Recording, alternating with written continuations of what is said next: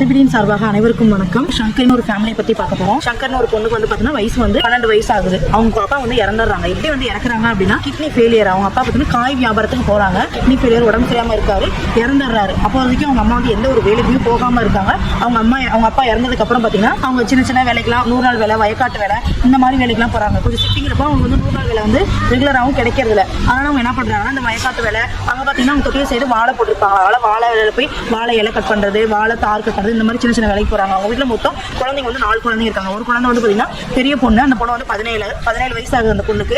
இன்னொரு பொண்ணு பாத்தீங்கன்னா 13 வயசு. ரெட்ட பிறவிகளா பிறக்காங்க. 2 பொண்ணு குழந்தைங்க. அதுக்கப்புறம் அந்த பொண்ணுக்கு வந்து பாத்தீங்கன்னா 13 வயசு. லாஸ்ட்ல இந்த சங்கருக்கு வந்து பார்த்தோம் அப்படின்னா அந்த பொண்ணுக்கு வந்து 12 வயசு. இந்த மாதிரி மொத்தம் 4 பெண் குழந்தைங்க வந்து அந்த வீட்டுல இருக்காங்க. இப்ப அந்த பொண்ணுங்களை வந்து நம்ம எப்படி கொண்டு போகலாம்? 4 பொண்ணுங்க, ஒரு குழந்தைக்கு நம்ம ஹெல்ப் பண்றோம், 4 குழந்தைக்கு வந்து நம்ம எப்படி ஹெல்ப் பண்ணலாம்னு சொல்லி நம்ம ஃபர்தரா என்ன பண்ணலாம் அந்த ஃபேமிலிக்கு எங்களால முடிஞ்ச உதவி நாங்க செஞ்சுட்டு இருக்கோம். நீங்களும் ஏதாவது உதவி செய்யணும்னு நீங்க நினைச்சீங்க அப்படின்னா ஸ்கிரீன்ல இருக்கிற நம்பருக்கு கால் பண்ணி உங்களால முடிஞ்ச ஹெல்ப் பண்ணுங்க. தேங்க்யூ.